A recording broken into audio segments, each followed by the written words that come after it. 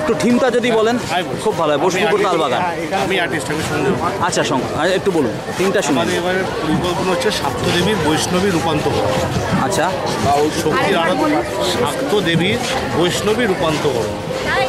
শক্তির আরাধনায় আমরা যে সমস্ত দেবী পাই, গৌরীয় বৈষ্ণব মধ্যে দুর্গার 10খানার নাম পাই। ইন্দ্রর যেমন ইন্দ্রাণী, ব্রহ্মার ব্রহ্মাণী, বিষ্ণুর বৈষ্ণবী। আমরা দেবীর বৈষ্ণবী রূপে এখানে দেখাতে চেয়েছি। জয়দেবের গীত গোবিন্দের আধারে ইন্ডিয়ান মিনিয়েচারের একটা পার্ট হচ্ছে বাঁশুলি পেন্টিং। আমরা বাঁশুলি পেন্টিংয়ের ধারাতে পুরো মণ্ডপটা সাজিয়েছি। বাঁশুলি পেন্টিং মানে হচ্ছে রাধাকৃষ্ণের প্রেমলীলা। সারা মণ্ডপ জুড়েই কিন্তু রাধাকৃষ্ণের প্রেমলীলা রয়েছে।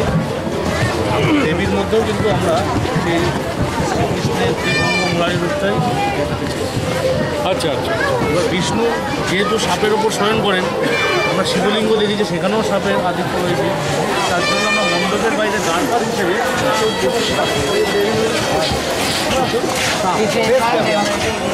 মণ্ডপের ভেতরে বিষ্ণুর বাহন হিসেবে গরু রয়েছে, যারা নারী শক্তির প্রতীক হিসেবে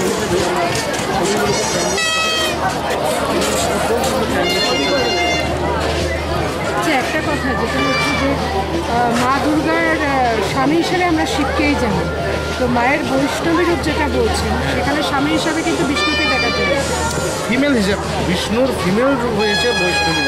ও মাকে বিষ্ণুর স্ত্রী প্রতিরূপ দেখাচ্ছে। দুর্গার 10খানার রূপ রয়েছে। এবার ইন্দ্রর ইন্দ্রাণী, সে দুর্গারই একটা পার্ট। ব্রহ্মার এটা আছে ব্রহ্মাণী, দুর্গারই একটা পার্ট। এই গৌরীয় বৈষ্ণব মধ্যেই 10খানার রূপ। এখানে স্বামী কিন্তু এই ব্রহ্মাণী, স্বামী কিন্তু মহাদেব, মহাদেবের স্বামী। আসলে একটা কথা বলি, পুরুষ শক্তি নারী রূপে দুর্গা তো হননে এসেছিলেন, নাহলে অসুরকে মারা যাচ্ছে। কিন্তু অদ্ভুত ব্যাপার, এখানে একটা অসমর্থ ব্যাপার আছে। শিব হচ্ছে শূদ্রের দেবতা এবং